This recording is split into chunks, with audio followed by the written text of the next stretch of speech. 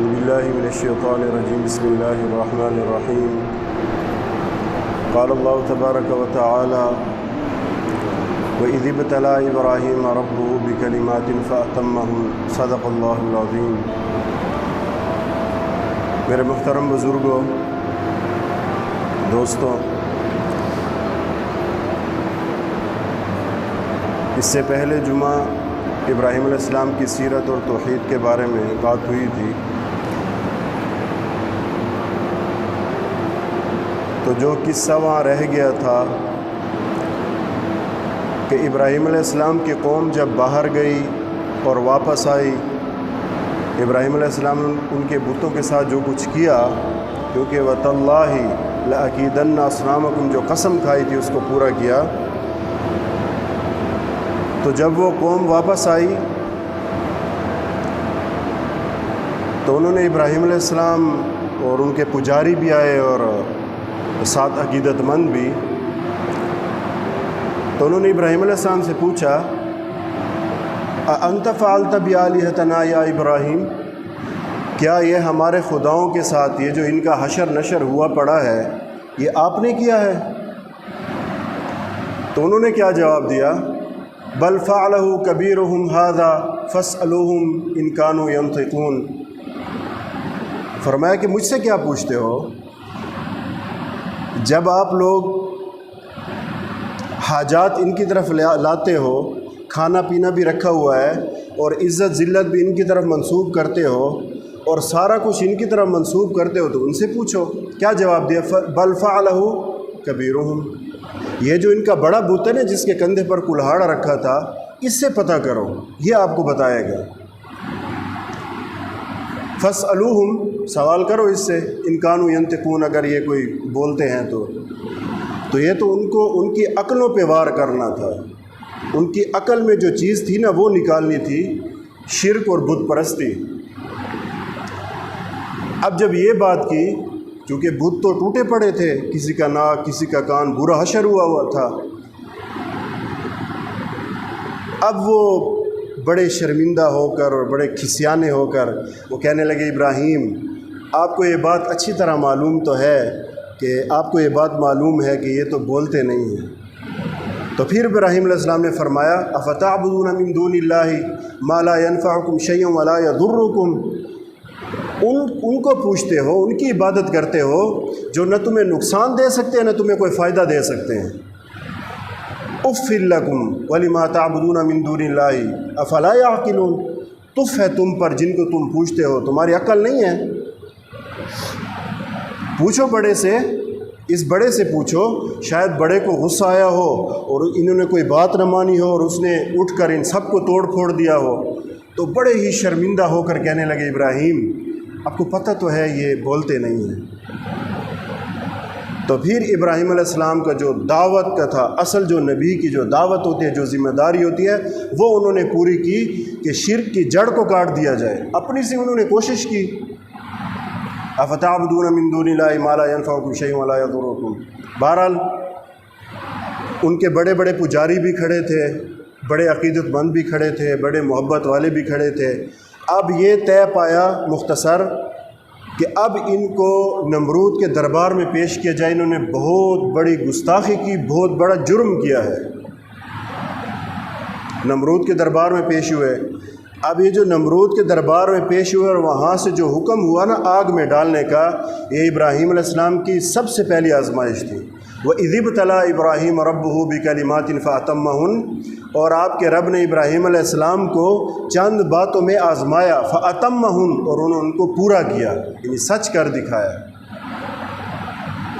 نمرود کے دربار میں گئے، نبی کا کام ہوتا ہے دعوت دینا، انہوں نے کہا ربی الذی یحیی و یمیت، میرا رب تو ہے وہ جو زندہ کرتا ہے اور مارتا ہے۔ تو نمرود نے کیا کہا؟ قال انا احیی و امیت، یہ تو میں بھی کر سکتا ہوں، زندہ کرنا اور مارنا یہ تو میرے بھی بس میں ہے، میں بھی زندہ کر سکتا ہوں، مار سکتا ہوں۔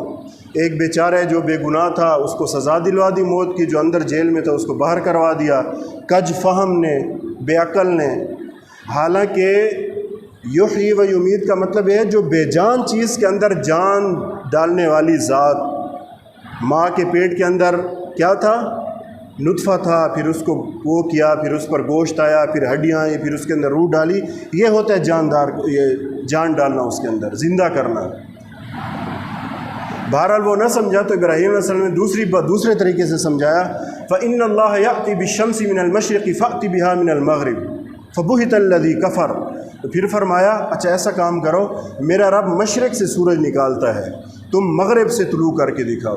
مشرق سے سورج نکلتا ہے، مغرب میں غروب ہوتا ہے، مغرب سے طلوع کر کے مشرق میں غروب کر کے دکھاؤ، یا طلوع کروا کے دکھاؤ. فَبُهِتَ الَّذِي كَفَرَ. جب یہ بات کی تو نمرود اور اس کے درباری اور اس کے سارے وہ بڑے بڑے لشکر کے سپہ سالار وہ مبہوت حیران رہ گئے کہ اب اس کا کیا جواب ہوگا، اس کا تو کوئی جواب ہی نہیں ہے. تو چونکہ وہ نمرود ان کا خدا بنا بیٹھا تھا، پہلے تو اس نے ابراہیم علیہ السلام کو سمجھایا. ابراہیم علیہ السلام نے اپنی دعوت دی، نبی کس سے متاثر نہیں ہوتا. تو پھر جب انہوں نے ان کو بات بتائی، جب سمجھایا تو سارا کا سارا سارے دربار پہ سناٹا چھا گیا، خاموشی چھا گئی کہ اس کا کیا جواب بنے گا. اور نمرود کو شرمندگی ہوئی، وہ تو بڑا خدا بنا بیٹھا تھا، اب اس کا جواب کیا ہوگا. تو پھر اس کے اور ان کے افسروں نے، میں اختصار کے ساتھ بات کر رہا ہوں، حکم دیا حرقوا وانصروا آلہتکم ان کنتم فاعلین. اس مجرم کو جس نے تمہارے خداؤں کے ساتھ یہ کیا ہے، حرقوا جلاؤ اس کو، وانصروا آلہتکم اور اپنے خداؤں کی مدد کرو.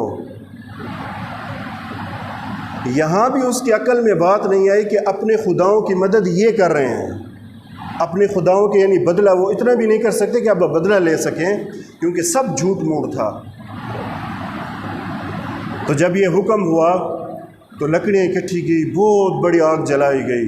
یہ اذ ابتلی ابراہیم ربہ بکلمات فاتمہن، یہ پہلی ابتلا، پہلی آزمائش تھی. آزمائش کے بارے میں تھوڑا سا بتا دوں، ابتلا بلا سے ہے، ایسا سخت امر کا آنا جس میں تکلیف ہو، یہ ہے، اس کو کہتے ہیں ابتلا، آزمائش. یہ پہلی آزمائش تھی.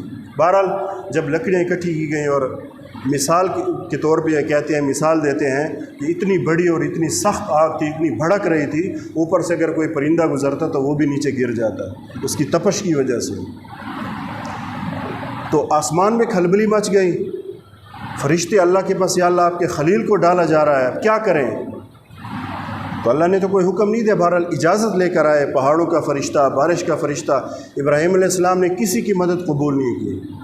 کیا فرمایا، مجھے میرا اللہ دیکھ رہا ہے، جیسے وہ کرے. حسبنا اللہ، اور زبان مبارک میں یہ الفاظ تھے، حسبنا اللہ و نعم الوکیل، ہمارے لیے اللہ ہی کافی ہے اور وہ بہترین کارساز ہے. مطلب یہ تھا کہ اللہ دیکھ رہا ہے، اگر اللہ کو میرا جلنا پسند ہے، ابراہیم اس کے لیے قربان، اس کے لیے تیار ہے. اللہ نے بچانا چاہا تو آپ سے بہتر اللہ مدد کر دے گا. فرشتوں کو جواب دیا. کائنات حیران تھی. اللہ کے خلیل کو منجنیک میں باندھا گیا اور ڈالا گیا. تو جب جا رہے تھے تو اللہ رب العزت نے ان کے گرنے سے پہلے آگ کو حکم دیا، یا نار، براہ راست حکم آیا آگ کو، یا نار، اے آگ، کونی بردہ، ٹھنڈی ہو جا، وسلاما علی ابراہیم، اور ابراہیم پر سلامتی والی ہو جا. فرماتے ہیں مفسرین، جب برد کا لفظ آیا تو ابراہیم علیہ السلام کو اس دیر تھوڑی سی ٹھنڈک محسوس ہوئی. وسلاما علی ابراہیم کا لفظ ہے تو وہ آگ معتدل ہو گئی. اب یہ بہت بڑا معجزہ تھا. اور معجزہ کس کو کہتے ہیں کہ کبھی اللہ تعالیٰ اسباب سے مسبب کو ہٹا دیتے ہیں، کبھی مسبب سے اسباب کو ہٹا دیتے ہیں، یعنی کہ اس چیز کی تاثیر چھین لیتے ہیں. آگ کی تاثیر کیا ہے؟ جلانا ہے نا. تو اللہ نے جلانے کی تاثیر چھین لی اسے. اب آگ بالکل بے ضرر ہے، کوئی نقصان نہیں ہے اس کے اندر. تو اللہ تعالیٰ نے براہ راست آگ کو حکم دیا، یا نار، اے آگ، وہ سلامتی والی، ٹھنڈی اور سلامتی والی میرے ابراہیم پر ہو جائے. تو اس وقت سب لوگوں نے دیکھا کہ اللہ تعالیٰ نے ابراہیم کی کیسے مدد کی. ہر آزمائش اور سختی کے بعد اللہ کی طرف سے انعامات بھی ہوتے ہیں. اور ابراہیم علیہ السلام کو آگ، رسیاں جل گئیں جن کے ساتھ باندھ کر پھینکا تھا، لیکن آگ نے ان کا بال بھی بیکا نہیں کیا. یہ پہلی آزمائش تھی. دوسری آزمائش، ابراہیم علیہ السلام اپنے باپ کو تو سمجھاتے رہتے تھے، آزر کو. یہ میں مختصر بات کر رہا ہوں، وقت تھوڑا ہے. ایک دفعہ باپ نے کہا کہ مجھے لگتا ہے کہ تو ہمارے الہوں سے اور خداؤں سے ذرا پھرا ہوا محسوس ہوتا ہے، اور خبردار، لأرجمنک، یہ الفاظ ہیں، کہ میں تمہیں سنسار کر دوں گا اور تو مجھ سے کہیں دور چلا جا، دوبارہ مجھے دعوت نہ دینا۔ تو ابراہیم علیہ السلام نے کہا اچھا میری طرف سے آپ سلام قبول کر لیں، میں جا رہا ہوں، سأستغفرک، میں آپ کے لیے استغفار کروں گا اور میرا رب بڑا کریم ہے۔ پھر انہوں نے وہاں سے شام ہجرت کی۔ پھر راستے میں وہ واقعہ بڑا مشہور ہے کہ وہ آ رہے تھے، مصر کا ایک بادشاہ تھا بڑا بدقماش قسم کا، تو وہ اگر دیکھتا کہ کسی کی اگر بہن یا ماں ہے تو اس کو کچھ نہیں کہتا تھا، لیکن اگر یہ نہ ہوتا تو ان کے ساتھ بدفعلی کرتا۔ اب یہ یہاں پریشان ہو گئے، سارہ علیہ السلام ان کے ساتھ ہیں، تو بہرحال ان کے ساتھ جب یہ بات ہوئی تو ابراہیم نے ان کو سمجھایا علیہ السلام کہ تم یہ کہنا کہ میں اس کی بہن ہوں، ایک روایت یہ ہے کہ میں اس کی بہن ہوں، تو یہ اس کو کچھ نہیں کہے گا۔ دوسری روایت یہ ہے کہ اس بدماش نے بری نیت سے ہاتھ بڑھایا تو اس کا ہاتھ شل ہو گیا، دوسری مرتبہ بڑھایا توبہ کر کے پھر شل ہو گیا، تو پھر 2-3 مرتبہ ایسا ہوا تو وہ سمجھ گیا کہ یہ کوئی معمولی لوگ نہیں ہے، تو ابراہیم علیہ السلام کو بلوایا، ان سے معذرت کی، اور اس وقت کی جو شہزادی تھی ان کی بیٹی ہاجرہ وہ ان کی خدمت میں دے دی۔ وہ اصل میں وہ شہزادی تھی، وہ اس مصر کے بادشاہ کی بیٹی تھی۔ تو بہرحال یہ وہاں سے آئے، بیت المقدس میں انہوں نے سکونت اختیار کی، تو اللہ تعالیٰ نے کیا دیا اس کے بدلہ میں کہ زمین نرم ہو گئی، پانی کے چشمے پھوٹے، اور پھل اور یہ ساری چیزیں وغیرہ نعمتیں وغیرہ وہاں وہ استعمال اللہ تعالیٰ نے ان کو عطا فرما دی۔ اور بیت المقدس اب لوگوں کے اندر تبلیغ شروع کر دی، کافی لوگ آئے تو انہوں نے ایک مسجد یا کسی عبادت خانے کی گزارش کی، تو جبرائیل علیہ السلام کے ذریعے ایک پتھر لایا گیا، بیت المقدس کی بنیاد رکھی گئی اور وہاں پہ انہوں نے عبادت کی۔ اختصار کے ساتھ اب یہ دوسری آزمائش تھی۔ پہلی آزمائش حسن بصری رحمۃ اللہ علیہ نے فرمایا کہ ابراہیم علیہ السلام کی جو اس آیت کے تحت جو انہوں نے بیان کیا کہ 7 طرح کی چیزوں سے ان کو آزمایا گیا۔ سب سے پہلے ستاروں کے ذریعے سے کہ انہوں نے ستاروں کے دیکھے جب غائب ہو گئے، فلما افل قال لا احب الافلین، کہ یہ میرے خدا نہیں ہو سکتے۔ پھر چاند کے ذریعے سے، پھر جو ہے سورج کے ذریعے سے 3 ہو گئے، پھر نمرود کی آگ، پھر وہ ہجرت شام کی، اس کے بعد ابراہیم علیہ السلام وہ اپنے بچے کو لے کر جا رہے ہیں وہاں صحرا میں چھوڑ کر بیت اللہ کے قریب، وہ جو صفا مروہ کی جو ساری دوڑ ہے اور ساری چیزیں یہ، اور 7ویں ختنہ، ان چیزوں کے ذریعے اللہ تعالیٰ نے ابراہیم علیہ السلام کو آزمایا، فَأَتَمَّهُنْ، اور انہوں نے اپنی آزمائش کو پورا کیا، اپنی آزمائش میں پورے اترے۔ بہرحال یہ دوسری آزمائش تھی، اور جو تیسری آزمائش تھی وہ کیا تھی کہ اللہ کی طرف سے حکم ہوا ابراہیم علیہ السلام کو خاموشی کے ساتھ وہاں سے چلے شام سے، یہاں بیوی بھی ساتھ ہے ہاجرہ، اور چھوٹا سا دودھ پیتا بچہ ہے ابراہیم، اسماعیل علیہ السلام چھوٹے ہیں، ابھی دودھ پی رہے ہیں۔ خاموشی سے آئے، بیوی کو اتارا، بچے کو اتارا، تو بیوی نے اتنا پوچھا کہ ہم اس لق و دق صحرا میں کہاں چھوڑ کے جا رہے ہیں؟ فرمایا اللہ کے حوالہ۔ تو انہوں نے کہا اب اللہ ہمیں ضائع نہیں کرے گا، میں آپ کو اللہ کے حوالے کر کے جا رہا ہوں۔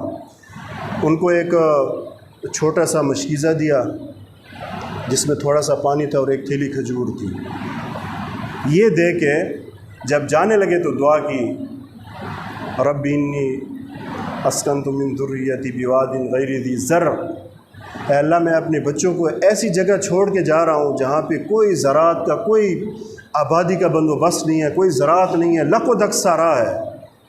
ربنا لیقیموا الصلاۃ، تاکہ لوگ یہاں آ کر نماز قائم کریں، اور وجعل افئدۃ من الناس تہوی الیہم، اے اللہ لوگوں کے دل پھیر دے اس گھر کی طرف تاکہ اس گھر کی طرف آئیں، وارزقہم من الثمرات، اور انہیں پھل عطا فرما، یعنی رزق کی کثرت عطا فرما، لعلہم یشکرون، تاکہ وہ کیا کریں، شکر ادا کریں۔ تو جاتے جاتے یہ دعا کی اور کوئی بات نہیں کی، ان کو اسی صحرا میں چھوڑ کر چل دیے، لیکن راستے میں جاتے جاتے دعا کر دی، اے اللہ میں ایسی جگہ چھوڑ کے جا رہا ہوں کہ بالکل لق و دق ہے، نہ کوئی انسان ہے، نہ آدم ہے، نہ آدم زاد ہے، اللہ ان کو ضائع نہ کرنا۔ نبی کی دل سے نکلی ہوئی دکھی دعا اللہ تعالیٰ نے کیسی سن لی۔ جب انسان اللہ کے لیے قربانی کرے، اخلاص کے ساتھ قربانی کرتا ہے، اللہ کبھی کسی کی قربانی ضائع نہیں کرتا۔ وَإِبْرَاهِيمَ الَّذِي وَفَّى، ابراہیم نے اللہ کے ساتھ وفا کی، باتیں پوری کی۔ تو اللہ تعالیٰ نے خود تعریفی طور پہ فرمایا وَإِذِ ابْتَلَىٰ إِبْرَاهِيمَ رَبُّهُ بِكَلِمَاتٍ فَأَتَمَّهُنَّ کہ اللہ رب العزت نے ابراہیم علیہ السلام کو چند باتوں میں، چند آزمائشوں میں پرکھا۔ ابراہیم علیہ السلام پورے کے پورے 100% کامیاب رہے ہیں۔ قربانی کے دن ہیں تو یہ جو ہم قربانی کرتے ہیں انشاءاللہ اس پر پھر مفصل بات ہوگی، تو یہی وہ 3 آزمائشیں جو بڑی بڑی ہیں، جو بڑی مشہور ہیں۔ میں نے انتہائی اس کو اختصار کے ساتھ آپ کے سامنے عرض کیا ہے۔ بہرحال اس کا خلاصہ یہ نکلا کہ جو اللہ کے لیے، یہ سب کے لیے ہے، جو اللہ کے لیے قربانی کرتے ہیں اللہ کبھی بھی ان کی قربانی ضائع نہیں کرتے۔ اور ان مع العسر یسرا، ہر آزمائش، ہر تنگی، ہر سختی، ہر بلا، ہر مصیبت کے بعد اللہ ضرور آسانیاں دیتا ہے۔ اللہ انعامات دیتے ہیں اپنے نیک بندوں کو۔ مجھ جیسا گناہ گار، ہم جیسے گناہ گار، تو انشاءاللہ ہمیں بھی اللہ سے امید ہے